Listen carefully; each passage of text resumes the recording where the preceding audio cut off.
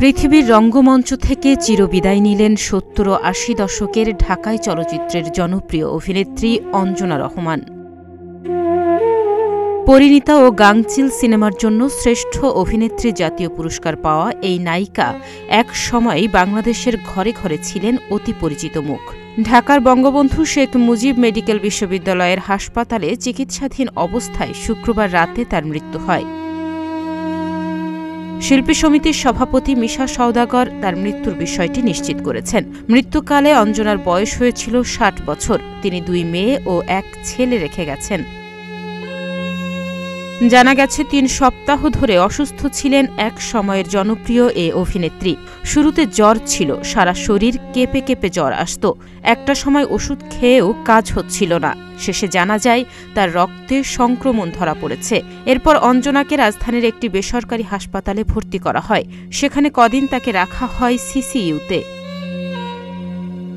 সেখানকার চিকিৎসায় শারীরিক অবস্থার আশানুরূপ উন্নতি না হয় হাসপাতাল বদলে গত বুধবার তাকে নেওয়া হয় বঙ্গবন্ধু মেডিকেলে।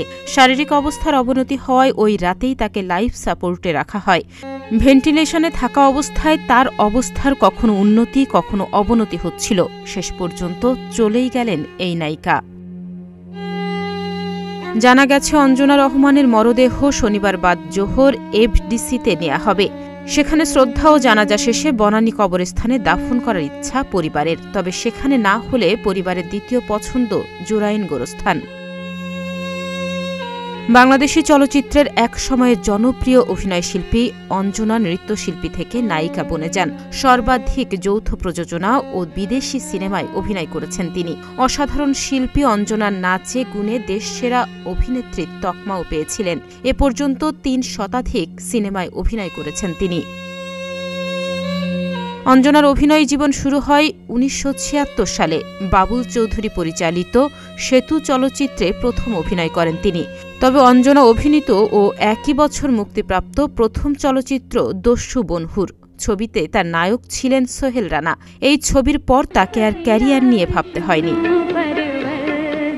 ১৯৭৬ সালের এই সিনেমার পর টানা কাজ করেছেন অঞ্জনা রহমান। একে একে অভিনয় করেছেন মাটির মায়া, অশিক্ষিত, চোখের মণি, সুখের সংসার, জিঞ্জির, অংশীদার, আনারকলি, বিচারপতি, বিস্ফোরণ, ফুলেশ্বরী, নাগিনা, পরিণীতি সহ ইত্যাদি বাণিজ্যিক সফল সব সিনেমায়।